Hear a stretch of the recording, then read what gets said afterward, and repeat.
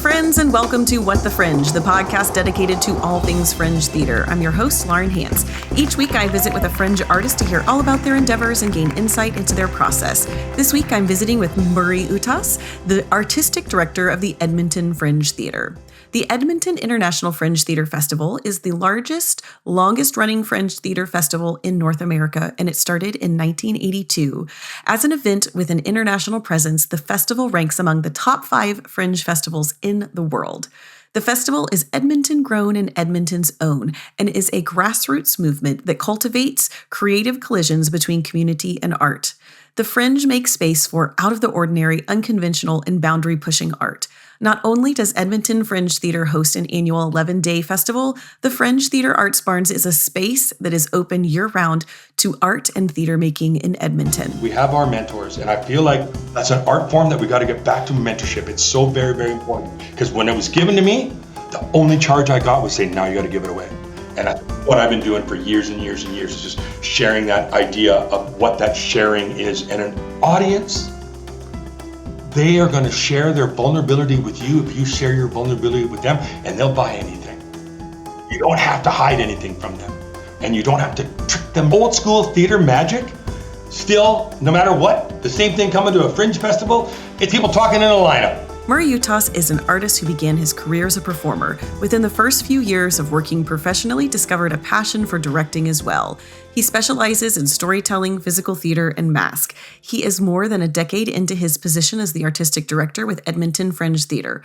Previously, he was the co-artistic producer of Asmus Theater, where, along with Amber Boristic, founded the Expanse Movement Arts Festival, which focuses on body-based work. The Next Fest Arts Festival, which shepherds the development of emerging artists, holds a special place in Murray's heart, as he has performed in the first show of the first festival before accepting the role of festival manager in 2008. Murray is passionate about community, music, and kindness.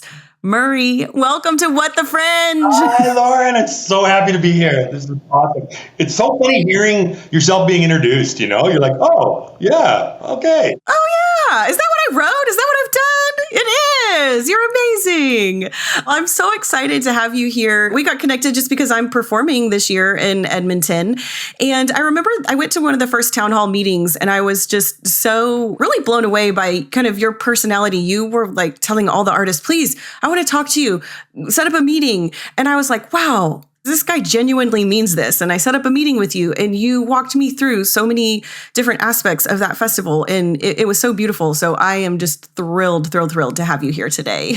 Thank you, Lauren. It's so great to be here. And you'll be amazed at how many artists don't take me up on that offer. You did immediately. You were like just right on the heels of me saying that. And I went, okay, Lauren is going to know. Because at the end of the day, I think what people think when you get into a role of leadership, whether it's in an artistic direction or an executive director, the idea of like, I'm a festival artist. That's where I started. I love the Fringe, and that's how I kind of arrived here. I never thought it was the journey, but to arrive here and say, how can I be of the best benefit? Sure, I know how to produce this monster. We call it a beast, right? Because you can't tell a beast what to do. You can coax it and hope it goes your way. But I'm an artist, and I've done it, and I can help artists succeed in telling their story. Well, it just oozes out of who you are, and it means a lot to us as artists. And I always take up people on the offer to help me. I mean, I hope even if I've been doing this a long time, that I will still take people up on advice and what they have to say, because especially every festival is different, right? And so what works at Edmonton may not work somewhere else. What works somewhere else may not work there. What's specific? What do I need to know? Yeah, no, that's so very, very true. Like each festival has its own unique personality and how it goes. And like the fact that we're the big stop along the ride, I want to push to still remain grassroots and really pay homage to whence we came from, and make sure that we're not losing what that spirit is, and, you know, and that the Fringes are so unique because the one thing they all have in common is that instant connection between audience and artists, and that is like magical when that happens. It's like, so it makes it so very special. It's hard to explain a Fringe to people when they're thinking about it. They can't believe that they're actually at a theater festival. Or some people that see a lot of shows at the Fringe go, yeah, I don't know if I like theater. And it's like, no, you do. You see a bunch of theater shows at the Fringe. What? No, at the Fringe. I'm like, no, you're at a theater festival. Yep. You love it. It's so good. Well, and that is something that is so unique, is that kind of connection that we get to have with our patrons. And especially, I've heard so many Canadian artists talk about that in particular, a lot of that have come through Edmonton, and they love connecting with their patrons, and their patrons will come back and see them year after year because they've made that connection. It's not just some face on a screen or on some proscenium arch singing a big song, right? Like, I know you. I feel like I know you, Isn't that great? When you think about that too, like, we cannot do this without the incredible vastness of volunteers that it takes to put this on. And our team leaders, some of which have been with us for the entire 44 years, the relationships that get formed in that scenario, because when they're volunteering, they love theater. Like, that's why they want to do it. Their perk is they're going to see theater. They want to help support artists. But we got to build a program where people are like, I can't believe people open their homes and help an artist out. And it's the most brilliant piece of what we do. One of the real highlights for me. But the relationship that come from that, to your point, they're in the bridal party at some point, some of these long-standing relationships. Or you meet the love of your life at the festival. It's unreal what happens, This is why we love Fringe. So I do have a question just to talk to you about your journey as an artist. How did you fall into the niche of like storytelling and physical theater and mask? Those seem to be kind of your specialties there as an artist. How did you find that? I was one of those kids that got in trouble in school a lot. And I also, in the acting out, like, the class clown, whatever anybody wants to generalize that as, I had a grade 2 teacher, Mrs. Red, who I need to go find and tell her because she changed my trajectory. One day I acted out in class. And she came to me, and away we went, and I just thought, we're going to the office, away we go. And we went by the office, into the gymnasium. She walked me up onto the stage of the gymnasium, walked back out into the crowd, and said, Murray, do you know what this is? And I was like, stage? And she goes, yeah, and you know what happens here? I'm like, plays. And she goes, you know how you're always in trouble? I'm like, yeah. She goes, here, not only will you not get in trouble, but people will actually encourage you and applaud you for it. As a child, I didn't know the resonance of that moment, but it changed my trajectory. And I actually found my home at the age of 7 or 8, I guess.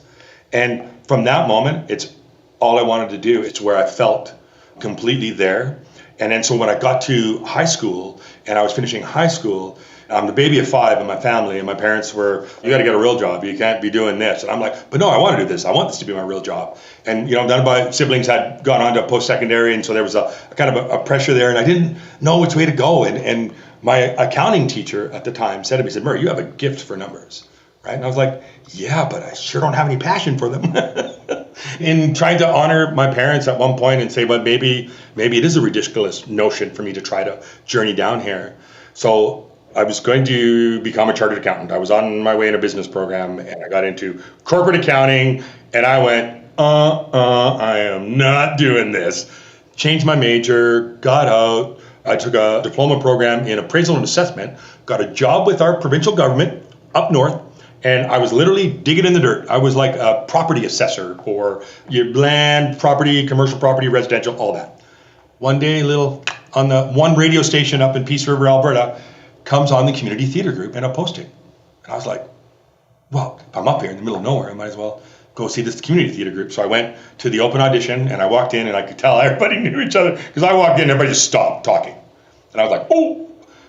But the director, the one who was actually a director in theater, he was out of Toronto. He'd done some serious work with Factory Theater in Toronto and some others. And so he was like, hi, who are you? And so I went and auditioned, and he's like, you. Come, sit by me. You're going to read with everybody as they come. So I just read the whole night with everybody.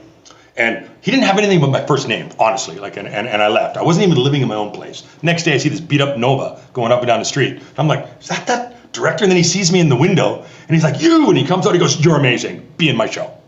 And so I accepted that. And as we were going in Peace River, I would have been 20, coming 21 at the time. And I was acting with, she never been on stage before. And she was 18 coming out of high school, and amazing, like just all kinds of offers during the run. And then we get to opening night, and I walk by the dressing room, and she is green and not breathing. And I went in, I was like, oh, are you sick? And she's like, and have you thrown up? She's like, I was like, oh no. And so I told her, I said, look, breathe, don't lock your knees, and drink water. And then, so I go on. And it was like, the whole piece was like the best of Neil Simon's Plaza Suite or something. I was just like, we were high school sweethearts, went down this journey, blah, blah, blah. But anyway, she calls from down. She wants my life. I want her life. And so I do this little Lotsie at the front. She calls from the bar downstairs and she's on her way up. I'm cleaning up the place. I slide across. I whip the door open. She is not coming on the stage. She's just giving me the... And I'm like, oh no, it's just you and I for an hour. You have to. So I yank her on the stage and be like, you need a drink. And I whip over, get her a drink, sit her on the couch, nothing. So now I'm just like thinking, am I going to have to talk for an hour? Like, what's going to happen in this moment? And so my guy was sort of like a bit of a player. So I grabbed her hair and I reached out, oh, your hair smells beautiful. And I leaned forward and I just whisper a line of hers into her ear and lean back. And look at her, and all of a sudden, bing, the lights goes on, and then she warms up, and she's supposed to get drunker and drunker as the evening's going on, and she gets braver to profess her love for me, and I profess my love for her, and I woo her at the end, and the director wanted this. I swoop her up, and I lay her down all romantically, and I'm telling her who I was sitting with at the Academy Awards, and the lights are supposed to come down gorgeous, and I was like, oh yeah, and I get all through the list, the lights are at full still, I start making names up of like, dead people, dead celebrities, like I'm just running out. Audience is killing themselves laughing, thinking this is a part of the show, and I'm just like, please, whoever's on the lights, wake up, and we gotta go to black, and nothing romantic, just boom, we go to black. She sits up, kisses me, and says, Murray, you saved my life. We came out, we walk up, 220 people leapt to their feet, and I went, I have to do this for the rest of my life. This is it. So I found my path again. At 21. That is a really special story that you even were able to do that. It's a testament to kind of what you innately have, right? To like improvise like that. Cause I think a lot of newer actors would freeze as well, right? My partner's frozen. I'm going to freeze. I don't know what to do. And you were like, come on, girl. We got this. And I feel like it speaks to the spirit of like who you are. Like from the very beginning, you were like, let me support someone else. Now today, let me support you guys. Yeah. And then when I went to theater school, my dad was not, when I called him, he was silent. And I get it. My parents, I've lost them both since they're in the spirit world now. But they're Depression era, right? Like they just wanted something better for their children. And they're like, you're choosing such a hard road. And so my dad kind of wasn't on my side. And then in the first year of theater school, I walked into theater school and they say, first year you don't get any roles. I walk in, I get a friggin' lead role in the first show. And now I got all the second years mad at me going, who's this guy? What's special about him? Like, why is he getting this? When it's like, hey, but I'm just like, you're 18 and I'm 22. Got a little bit of life, like, you know? And so I invited my dad to that piece. And because I thought it would resonate with him, right? You Can't Take It With You was that piece. Oh, I love that show. Oh my gosh, right? And my dad was kind of like, yeah, whatever. I don't really know if I'm into this and that kind of thing. But then as we got to the end of the year, they announced the musical we were going to do in the following year, and it was Joseph in the Amazing Technicolor Dreamcoat. And I went, okay, I'm going to be the Pharaoh. And here's why. I'm the baby of 5. We're coming back to me being the baby of 5. 9 a.m. on a Saturday morning, my mom would click on an Elvis record, and that would signal the house is about to be cleaned, and all my siblings would run out the door. And I was too little to get away, right? And so I'd be like, okay, I guess I'm going to help mom. So I'd be like, all right, mom, we're going to do this. And my mom picked me up, put me on her feet, and said, Murray, this is a foxtrot. And every Saturday after that, I didn't run away. I ran to my mom, and she taught me to dance. She taught me every dance she knew. My mom loved Elvis, loved music. And I just went, in my heart, no. The Pharaoh's mine. I walk into that audition and I just wooed everybody. I sang all shook up and they were just like, yeah, you are going to be the Pharaoh. I'm like, perfect. And I called my dad. I said, Dad, you can't tell mom, but I need you to get front row tickets to Joseph, right? And he's like, why? I said, just get it there, Dad. Just do it. You've got to do it, right? Because I get to walk down like Elvis into the front row and the 2 guards come down and they pick up my mom and away we're going. I see it. It's beautiful. Cut to the show. And my mom's coming. We were so popular, and so our production was selling out. Dad says, Murray, I could only get 4th row. And I was like, okay, that's all right. I'll go to the 4th row then, right? And the director comes to me and goes, you are not going to the 4th row. You can't. You got to pick somebody in the front row. And I'm like, this is my mom. No. The one thing about being a baby 5, nobody's the boss of you, right? So I'm just like, I'm not listening to you. Forget you. I'm doing it. Right. And my 2 classmates who are the guards come to me and said, Murray, the director told us he's going to fire us from the show if we help you. I said, don't help me. I'll do this on my own. I don't want to get you in trouble. Let me do it. Enter our front of house coordinator, comes out in the lobby to say to everybody, what's the drama? What's going on? And they're like, Murray's mom is here. And they're only in the 4th row, and the director won't let her go to the 4th. And she's like, give me a minute. And she goes and she swaps some tickets with a couple in the front to get my mom into the front. And my mom's just kind of like, I don't know what's going on. What's happening, So cut to my number. Boom. For some reason, they brought me down this golden egg. And the golden egg, when out the pharaoh would come, just like, boom. They had tanned me. They had dyed my hair black. I came up, and I started the number, and I looked at my mom, and she has no idea it's her kid. I sing the tune, I come down to the front of the stage, and I'm looking, my mom's having the best time of her life going, oh my God, it's an Elvis impersonator. This is amazing. And I'm like, my mother doesn't even recognize me. This is hilarious. So we go down the stairs, and now I'm going towards her, and I'm probably 12 feet from my mom, when all of a sudden she's like, oh my God, it's my baby. And she starts to cry and keeps repeating, it's my baby. And my microphone started to pick it up. And I'm trying to lean back going, Ma, cut the baby. No, don't do that. Stop, right? I give her the scarf and the show goes on. And we kind of stole the Mega Mix and Donny Osmond's production of Joseph that was happening at that time. It was a very short show. My 72-year-old father stood for 9.5 minutes crying. And I came out afterwards and he says, my son, I'm sorry I ever doubted you. This is what you are supposed to do with your life.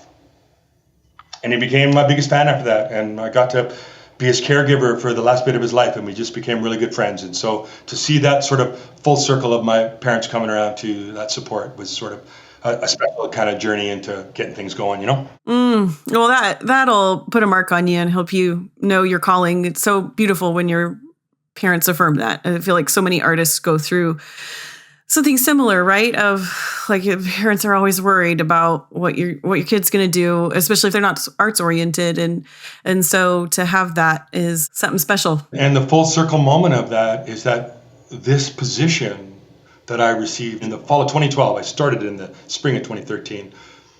I had lost my mom some years previous. And when I got offered the thing, I was so excited to tell my dad that that in this journey, which I never expected to do, to end up going, oh my gosh, now I have a position where I'm going to actually have one job in theater. Because up to this moment, even in leadership positions before, I was 2, 3 sometimes. We all know it. Chasing gigs, what's your side hustle? Got to have it. And then my dad had a stroke and broke his hip, and I just started caring for him and forgot about telling him, and then I lost him. And so I never got to tell him.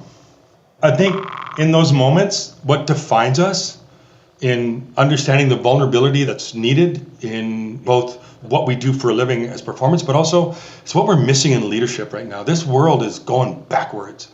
And right now, our leaders are going the wrong way in how they should be getting in touch with their humanity and not trying to make it cool or mainstream to be cruel to people or to just do ridiculous things. And that's why in finding the arts and knowing I couldn't exist anywhere else is because we're all here. We all care for each other, and it's a special, special thing that we get to do. Thank you for sharing all of that in your heart here on this podcast with me and with our listeners. Is really beautiful and special. And first I want to say thank you to that, and then we'll awkwardly transition. But I feel like it goes into kind of the next question, because we were talking a little bit before. There's some governmental things going on in Canada, and there's something similar in the U.S. about the arts being non-essential. And here in the U.S., the National Endowment for the Arts being cut. Just I do want to talk about the positives, if we will, but cutting the arts from society. And let's talk about why government saying arts is not essential is just malarkey, and why it is so essential. I mean, you've just shared some beautiful stories, but I think we've got a lot more to unpack.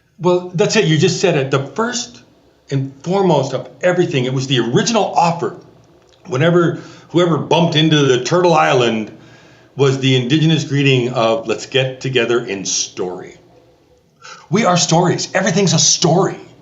And for someone to come along to say, you know what, this is non-essential to our organic beings of actually wanting to get together as a group and have social gatherings where We get to come together in joy, and we hear each other's stories, and we support each other. I think there's two categories of how humans come about this when they think about art.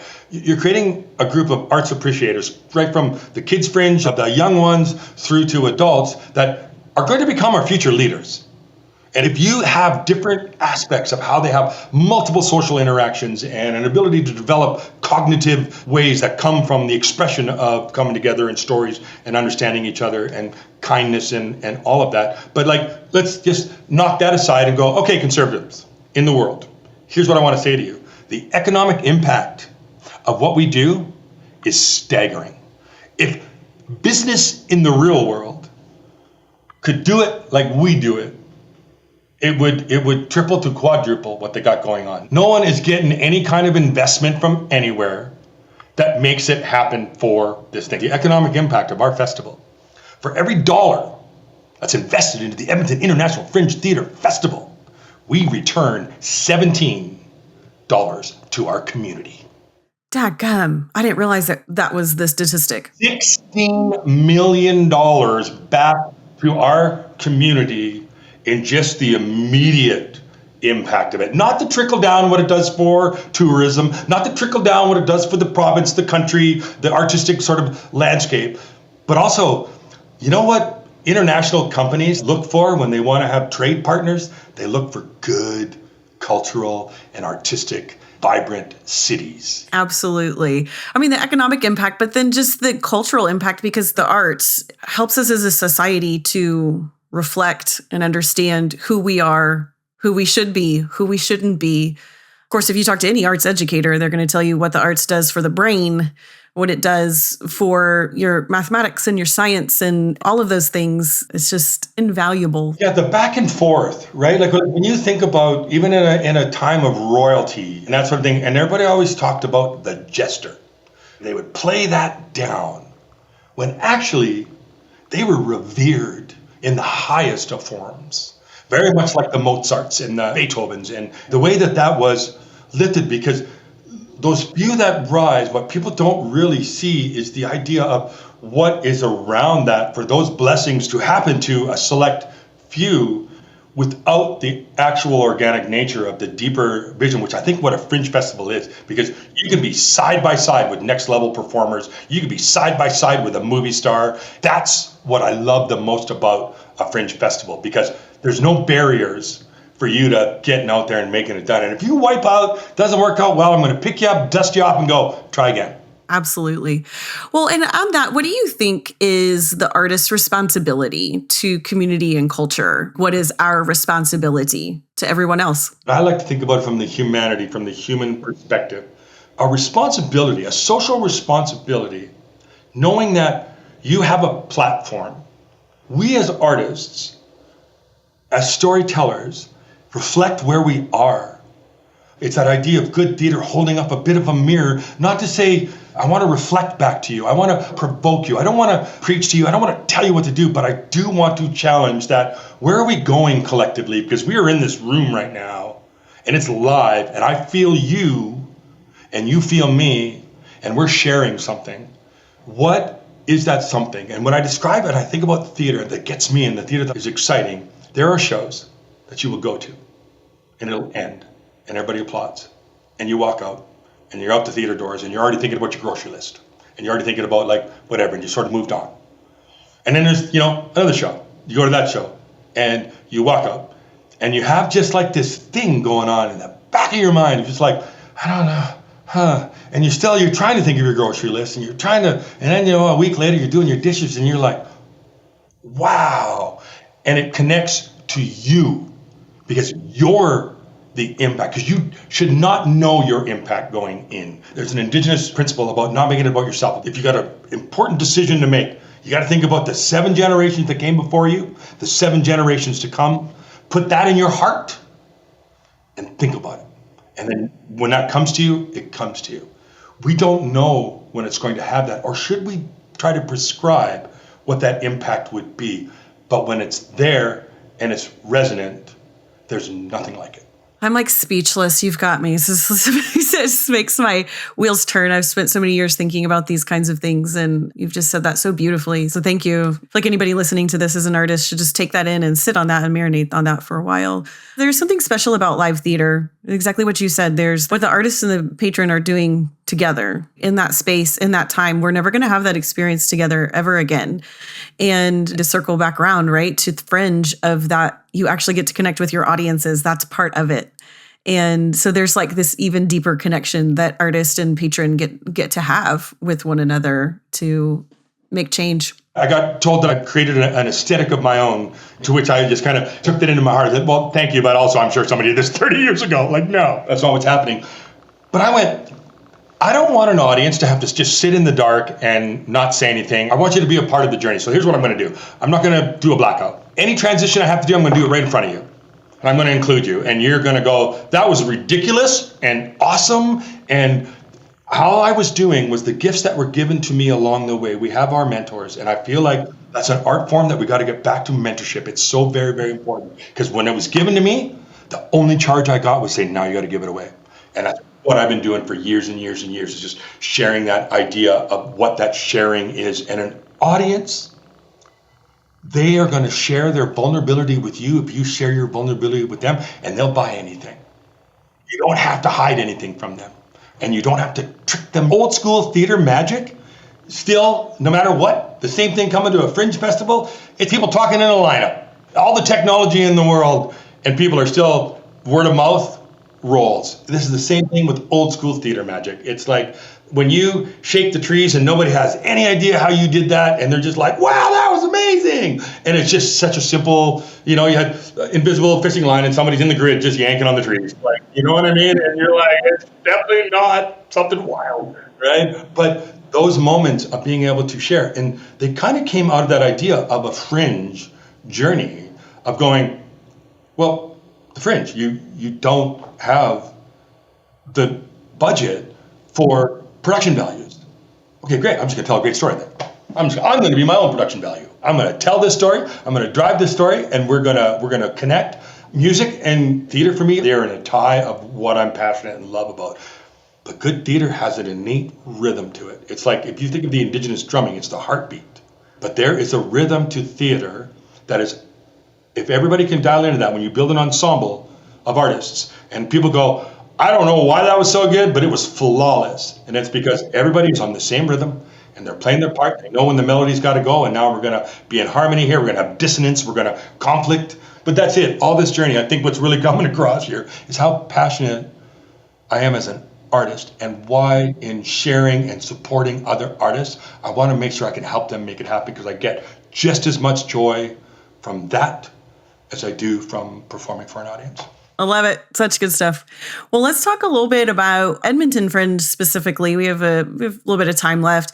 I'm actually kind of curious, what have you done? We've talked about how impactful the festival is. So from a festival standpoint, what are things that you guys have done over the past 40 years, and you've been there for over 10, to develop that audience base and create this festival that people want to come back and take off work and come and spend their vacations at? How do you do that? There's a unique aspect that from Megan, who is my dear friend and an incredible playwright and the executive director currently. And she said, we're walking on the shoulders of giants.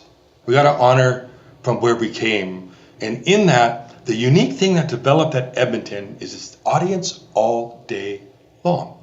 So in thinking about audience all day long, our main site, which is just a very robust, tiny 2.5 blocks, there's got to be things there that allows people to be around, for artists to be able to engage with potential audience, for us to share moments, to have other types of performance, to help sort of enhance the experience, but give a reason of what makes it a festival. What is the other life here, without losing the fact that you are at a theater festival with 220 shows that are inside and all the performance that is outside.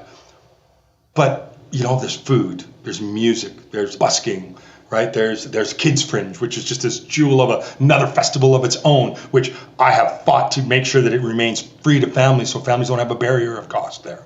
And we have families that in thanking us want to donate in ways of just going, thank you for doing this, because there's so many things I want to do for my family where I go and stuff's expensive in this world right now. Finding the balance of all of those things and really listening to an audience, listening to your artists, and actually bringing around souls where sometimes if someone wants in because they see that, I just want to get a piece of that, I push that further. And some people say, well, that's counterintuitive. I said, no. I want sponsors who get it, who want to be here. And our title sponsor is a perfect example of that. ATB, Alberta Treasury Branch. They have been with us for a long time and they are our lead sponsor. One of the first conversations they had is that we don't want to be a sign on a building. What do you need from us? How do we engage with you? How do we look at it? And I just went, simple. There's two things about the Fringe. It's fun and it's about community. And I think y'all are about community. So how do we listen to our community, be reactive to our community, support our community, and uplift our community? And then you look at whose story is not here right now, who's not having that moment, and how do we go and find ways to connect and do it? And so many things in the world right now. Let's stop trying to knock each other about and say, you're queer, you're black, you're this, you're that. It's like, no. We are human beings who come together in social gatherings, who all have a unique perspective and a story. And we want to gather together in story. We want to celebrate each other. And we want to find ways to strengthen that, because I feel like once that recreates its momentum of going, wait a minute, let's celebrate the fact that we are human beings that are coming together in a singular cause, even though we have very varied ways of bringing it. But that, for me, becomes a good party to go to. That's when it becomes interesting, when I get to hear other perspectives of what's going on, and not to fear it. But if you decide that you think that I'm going to drive forward in economy and balance the budget and do this, but at the same time you're going to poison every water source, you're going to take away all of the stuff that we have to fertilize the land in a natural way and be in harmony with the land, everyone's gone. So that's the end goal you're going for? If we can't have conversations about that affects you too, no matter whether you think this side does or not, that affects all of us. And sure, we're engaged. We're engaged in the idea of going, no. It's not just about the bottom line. It has to be about more. It has to be about a collective understanding and a sharing. It doesn't mean that industry needs to stop, or it doesn't mean that this needs to happen. There's a bunch of brilliant people in this world that can find solutions that help. And don't think because someone is trying to protect water or protect land that they are someone that you need to fight, that someone you need to go against. No, you need to listen and know that it's for your benefit too, whether you want to believe it or not. Yeah.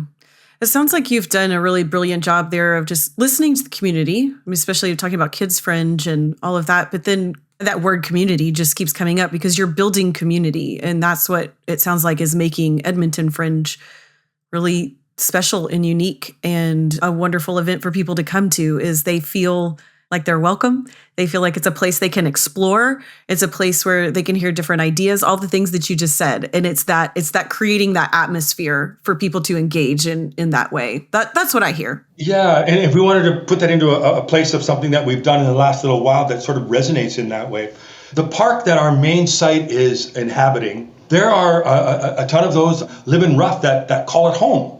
And we know that we displace them during the festival. So we've had lots of conversations about that, and we said, what can we do? And so we've created what we call our community care program. And during that time, we now are a licensed organization for naloxone that we can not only administer, that we can actually are a supplier that we can give out. We talk about this idea of pay it forward. So if you come to our Fringe Grounds Cafe and you buy yourself a coffee, if you invest in the pay it forward, then we can share a coffee with someone. We're a loiter positive place where it's like, come in, and if you need to get out of the heat, you need to get out of the rain, you need a place to have a washroom, and understanding those that are impacted the most about a world that's moving and becoming more and more expensive. And we don't want to leave anyone behind, but how do you start to understand what that looks like, and how do you put yourself there and find ways to kind of help? And what's really been beautiful is that a lot of these things that we create along the way, from our Indigenous innovation programs to making room in a way of like having a bunch of equity categories of just like saying, look, we're just going to make a little room for someone to be able to start their story and say, we've got you. Like, here's the way that you could come in. We thought the same thing from our community care. And we create these programs. and we're not getting funded for them. These are just things that we are doing that's repositioning the way that we approach it. And it's really got a beautiful resonance to it, right? When people think about radical, they think about something's got to be like shocking, something's got to be whatever. Actually, the term radical, it's in the roots of a tree. It's in the roots of the system. The radical is what holds it and allows the underneath that you don't see to actually grab hold and really support in the long term what it is you have going on. And I think from the artist perspective, when you come, and I know it's your show, and you've got your performances, and you're thinking about that, I often say, I just need you to look a little bit to the left and a little bit to the right, just to see who else is there with you.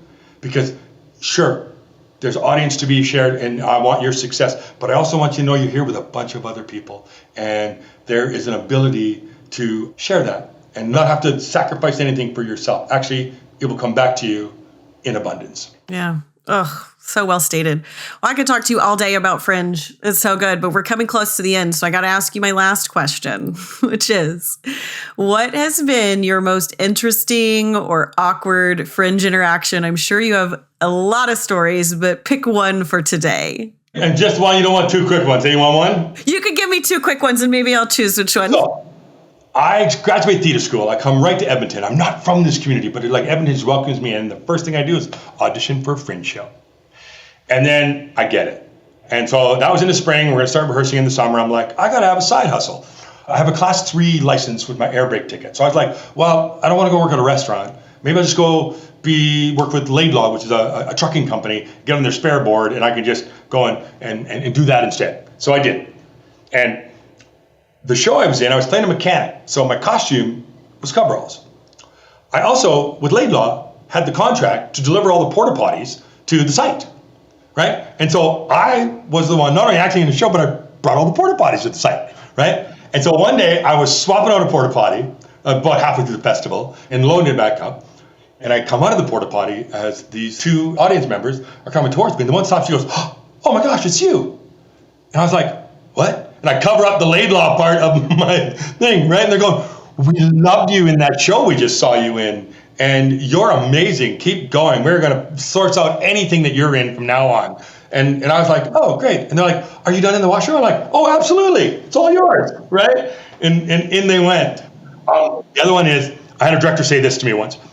Actors should be paid by the amount they sweat. And I was like, my response to him was like, I'd be a millionaire. I get worked up, and there's a space that's legendary hot. It is next level sauna hot. And I was following a show from my 2 friends, Beth and Danielle, had become a very famous show called The Drowning Girls. So they had bathtubs full of water. So if they went ahead of us, the humidity would go times 100. So I'm in this show, right? And I got crazy long hair at this time. You see the curls there, right? Just crazy long hair. I'm all sweaty. And I whip around, and I hit 9 people in the front row, just sweat, just brrr. And watching the collective reactions, cut to the one where it's in their mouth, and they're like, oh my God, out of my mouth. And another one's going, oh, they're just yuck, da, da, da. And cut to the one, and she's just yes. And I went, there's Fringe too. There's your reaction right there. So that one always stood out to me. That's so great. Little did they know they were going to get a piece of Murray to take home from that show. Yeah. That's great. That's great. Oh, well, Murray, thank you so much for joining me today on What the Fringe. It's been such a delight to talk to you. You too. I feel like we could keep going on because there's so many things that just jumped into my head of oh, I should tell you this. Oh, I should tell you that. So, but bringing a longevity in a way that stories can help propel into a media that just wants to scroll. I applaud you for doing this, Lauren. This is a yeoman's work here that you're doing, and being the artist that you are, but the fact that you're there to help make sure art does continue. I really appreciate you as well. Oh, well, thank you so much. Well, you can learn more about the Edmonton Fringe at fringetheater.ca, and you can keep up with the festival on Instagram at Edmonton Fringe and on Facebook at Edmonton Fringe Theater. What the Fringe is produced and hosted by me, Lauren Hantz. This episode was edited by Ben Ellis of Renown Media, and those sweet tunes you hear are provided by Paul Snyder of Orchestra of Sound. And our logo was designed by Ruby Arnold of Ruby Makes Things. What the Fringe can be found on your favorite podcast platforms and now on YouTube. Be sure to hit that subscribe button so you can stay in the know when new episodes are released. And keep up with What the Fringe on Instagram at whatthefringe_productions and find us online at whatthefringeproductions.com. How do fringe romances start? Well, it begins with that special someone coming to your show, and you know that they loved it because they meet you in the fringe bar. I lean forward, I just whisper a line of hers into her ear.